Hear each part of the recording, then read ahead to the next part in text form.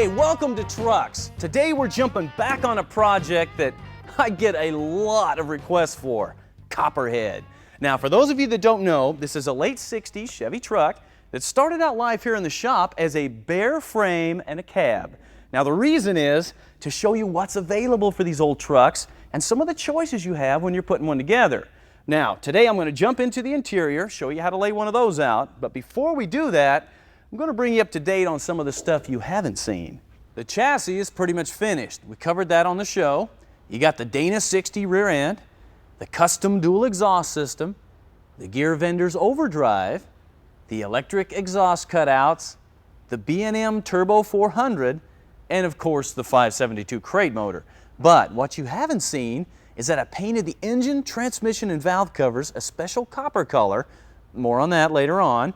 But before I painted the valve covers, I sent them down to the guys at Advanced Plating and had them not only chromed, but also had them engraved with 572, Copperhead, and since this is the first production 572 engine, 001. Yeah, this is special.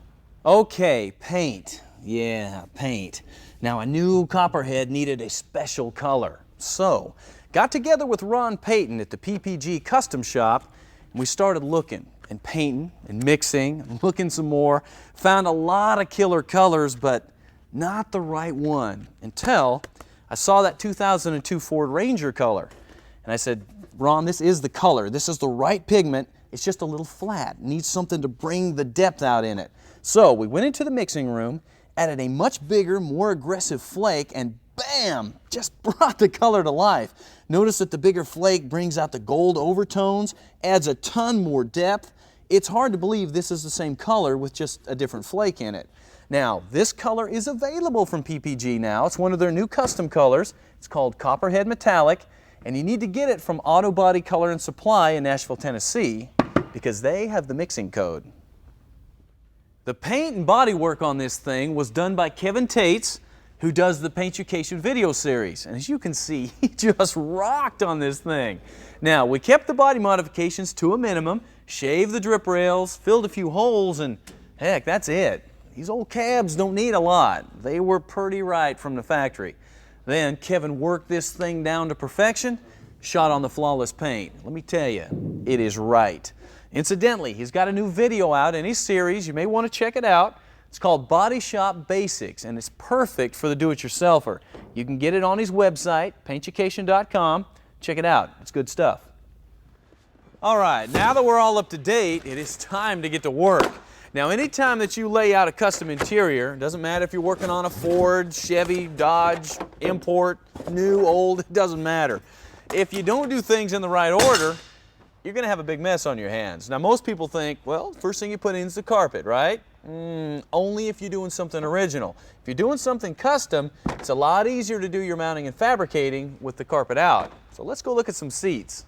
This is the C5 Corvette-style seat from Steel Horse Automotive, but these are made specifically for trucks. So they've got a thicker base on them, they're a little beefier, and they come with great upholstery. However, the first thing I did was ship them off to Catskin and have them reupholster them with black leather here in the center. Then around the sides is a tan Naugahyde that's got just a little bit of a metal flake in it, which is going to be perfect with that paint. Now, of course, Catskin is known for their custom logos, so we had them stitch this Copperhead logo in there because just like the valve covers, man, it's all about the details. All right, mounting a set of seats in an area where they were never supposed to go is a challenge that you're going to run into, whether you're putting in new seats like this or something out of a salvage yard. Now, you're after three things here. Number one is seat height. You want to make sure that the seat is sitting high enough so you're looking through the center of the windshield, not through the bottom, not through the top, right through the center. Now, this isn't bad. It can actually go up about 1 inch though. Number two is the angle of the seat. Now, you want the bottom of the seat to angle back just a little bit so it supports the bottom of your legs. Around 7 to 10 degrees is usually about right. Finally, make sure the seat is centered up with the steering column. Now, a paper plate stapled to a broom handle makes a surprisingly accurate mock-up. Once all your measuring is done, it's time to fabricate your seat pedestals. Now I'm making these out of old seat brackets that I had laying around. When they're all together, bolt the pedestals to the seats. Mark and drill your holes in the floor pan. And then bolt the seats in the truck. Now if you took your time with the measurements, they should be perfect. Next up is the shifter. And for that, we're using the B&M Light Truck Mega Shifter because it's not only a high-performance ratcheting shifter, but it also comes with a little taller base because, like I said before, most truck seats sit a little higher than cars, and you want this shifter up where you can get your hands on it. Once your location's decided, it's just a matter of trimming the base to match the contours of the floor. Then just drill your holes and bolt on your shifter. Now this particular B&M is really nice because it's got a lot of adjustments, so it's perfect for a custom application. Then just put on your shroud, and that takes care of your shifter. All right, once you've decided the location of your seats and your shifter and a console if you're going to use one, anything that goes on the floor, well, sit back, man, take a break, and enjoy your handiwork because, yeah, you guessed it, everything's got to come back out because now it's time for your carpet, and we're going to take care of that after the break. Man, it's looking great in here.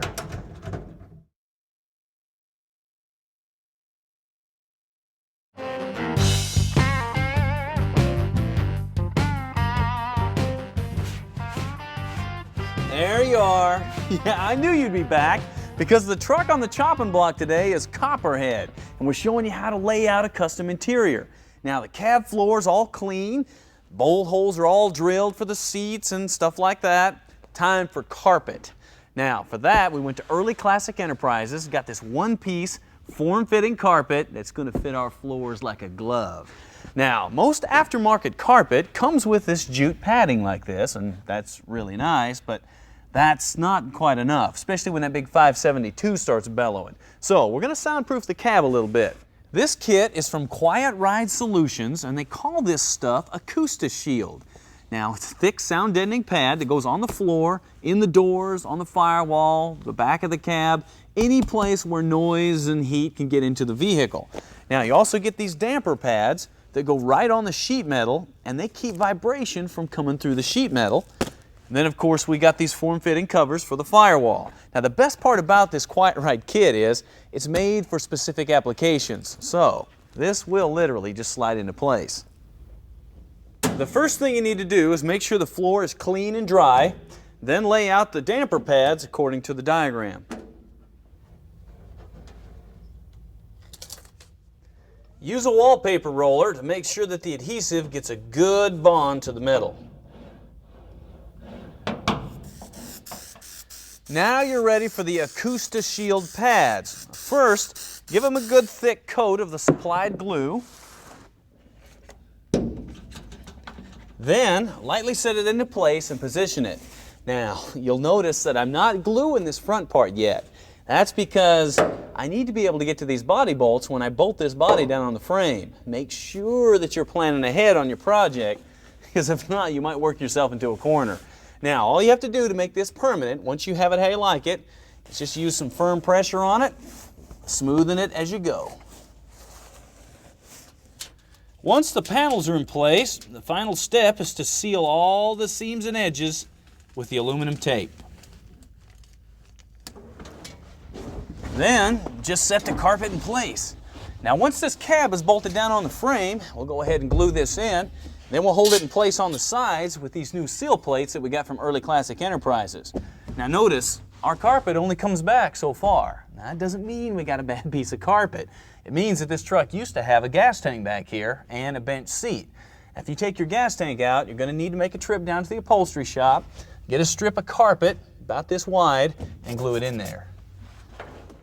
Next up is the dash and the gauges. Now, even though the original gauge cluster was cool and it's still available, we want to move beyond that a little bit. And No Limit Engineering had exactly what I was looking for. Now, this is their gauge panel for the 67, 72 GM trucks, and it's a nice thick piece of ball milled, polished aluminum. This thing is awesome. Now, notice that the wipers and the lights have been relocated down here to the corners. The turn signal indicators have been moved out here to the sides. And then to keep the look of the big gauges, these big holes here are stuffed with huge odometer, speedometer, and tach. And then the smaller holes are for the smaller odometer gauges, so you've got complete instrumentation. So you've got performance gauges in a really nice package. But wait, there's more. No Limit Engineering also has a matching glove box door with cup holders to round out your dash. To install the panel, you do need to cut the dash just a little bit. These little corner pieces have got to go. So go ahead and mark your cut lines with some masking tape. Cut it out.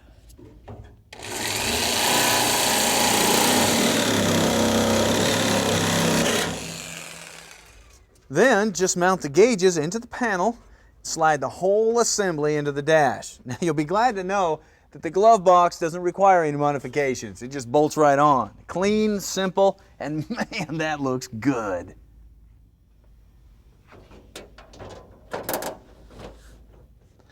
For a dash pad, the guys at Early Classic were waiting for my call because they knew what I wanted, and this is it. A genuine GM dash that looks and fits exactly like what came in this truck. Yeah. Now, we've done a lot today, got a lot more to do. More Copperhead after this.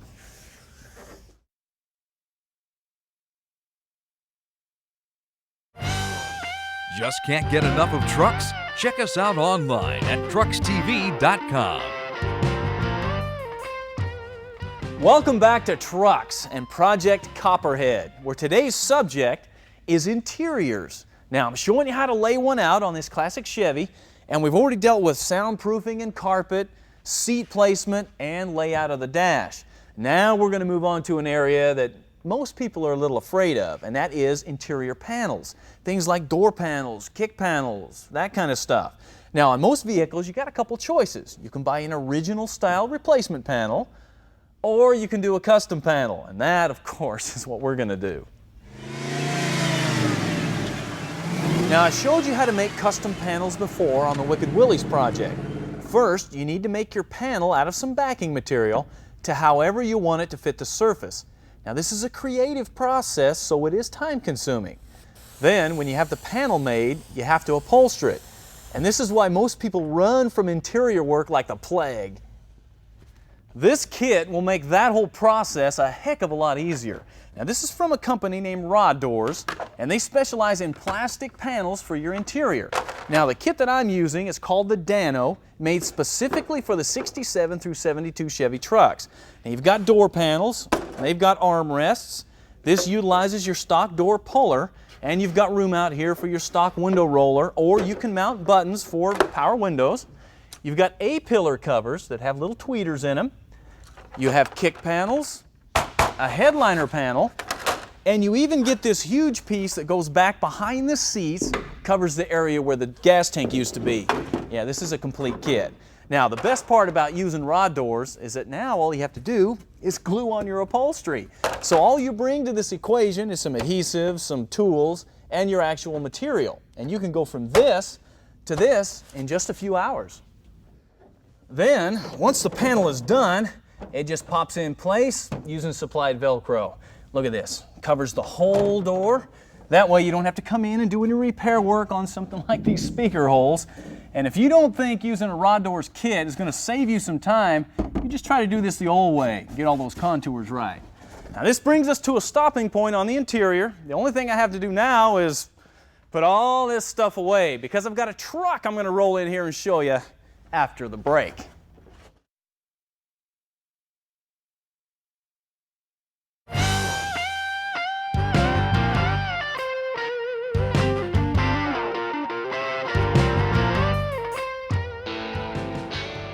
One thing's for sure, if you're a hunter or a fisherman or just enjoy being outdoors, chances are you own a truck or an SUV.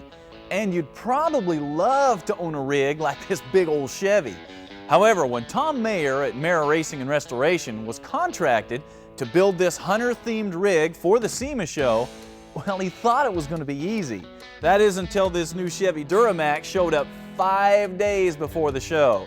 Yeah, now things are serious. This is what 5 guys pulled off in 5 days.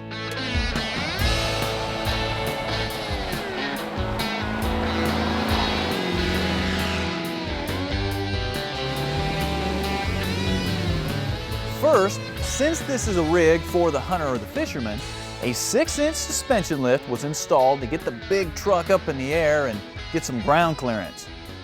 The lift was further enhanced with the addition of 35-inch tall tires and some cool aluminum wheels. The engine was up next, and the Chevy Duramax is already a stout, well-designed package right from the factory. But that's not enough. So the big diesel was brought to life with a hot chip, propane injection. This will allow you to pull just about anything you want, or just smoke those hides if the fish aren't biting and you're late getting back to work. While the engine work was being done, the rest of the crew dove into the paint. A dark base was laid down and then covered with snow camouflage, but not before figures and landscape were cut into the camo to bring out a unique silhouette look. Now this combination may not do much in hiding you from animals, but it may attract a wayward bullet or two from a nearsighted hunter with an itchy finger. Of course, the front was treated to a billet grill, winch, lights, tools, and a massive bumper that was also covered with camo to match the rest of the rig. The rear also received a massive bumper and winch. And the bed is loaded with tool and storage bins, and even a place to carry a couple of your best hunting buddies. With that, the truck was ready for SEMA, and the crew collapsed in exhaustion. But not for long, because when it came back, the interior received some attention too, as the seats were recovered with a tough denim material from diamond cut jeans, and the camo runs into the door panels and flows all the way into the headliner. At this point, the truck was completely done and ready for the show circuit and also to be driven. However, keep in mind, this is not a hardcore off-road rig. This is an outdoor enthusiast rig, which means it's a nice, solid, everyday driver that looks good, but it can still handle a muddy trail, which goes to show you what can be done if you have the tools, the talent, and a crew willing to pull those all-nighters.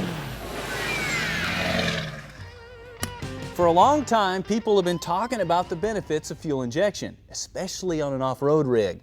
But what if you're running something that's a little odd, like an Oldsmobile or a Pontiac or an AMC? Well, you can give Holly a call, pick up one of their Commander 950 Universal Multi-Port Fuel Injection Kits. Now this, of course, includes your wiring harness, your computer, all your sensors, all the electrical stuff, but you also get a throttle body, fuel rails, and injector bungs. Now what you add to this kit, of course, is a manifold, fuel injectors, fuel pump, and of course the machining and the welding to put the kit onto your manifold. Now this is not just a bolt-on kit, but it will allow you to put multi-port fuel injection on literally any engine. When it comes time to tweak on your fuel injection, you can't just grab a screwdriver and dial in a few extra horsepower like you could with a carburetor. So, Super Chips has got the next best thing with the Max Micro Tuner. Now this thing just plugs into your diagnostic port, allows you to recalibrate your computer, giving you more horsepower, more torque. You can change your speed limiter and your shift points, a lot of neat stuff. Now Super Chips doesn't sell the old style screwdrivers, they sell the new type. We've all heard about the benefits of synthetic oil on your engines. Well, the gears in your rig can benefit from that protection too. And Quaker State saw the need for that, came out with this 4x4 synthetic blend gear lube. Now this is for extreme heavy-duty situations. It'd be great in a manual shift transmission, open or limited slip rear ends, heck, even steering boxes. Check it out the next time you change your lube. If you've just dropped some serious money on a custom exhaust system or a set of headers, well, you want to protect them, right? Right. So you want to send them off to a place called Color Coated, because they'll not only coat each and every pipe with a super high temperature coating, but they'll also do your headers for you. Then they hand polish each part so you have a show quality finish on there. But the best part is they guarantee the stuff to never discolor, never flake, never burn off. So if you want the best at a price you can afford, color coded is where you need to send your stuff. And you can find out how to get a hold of them on the truck's website. Now, that takes care of it for today. Next week, this body goes down on that chassis. We start putting this sucker together. We'll see you then.